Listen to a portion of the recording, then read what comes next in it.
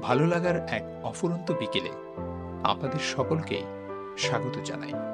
সাথে আছি আমি সাইদুজ্জামান সামির। আপনারা চাইলেই ভ্রমণে আসতে পারেন অপরূপ সৌন্দর্যের লীলাভূমি এই রাঙামাটিতে। এ বিষয়ে আপনাদের কোনো জিজ্ঞাসা, পরামর্শ ও মতামত থাকলে অবশ্যই কমেন্টে জানিয়ে দিন। আমি উত্তর দেওয়ার চেষ্টা করব ইনশাআল্লাহ তাআলা। সেই সাথে আমার চ্যানেলটিকে সাবস্ক্রাইব করে সাথেই থাকুন।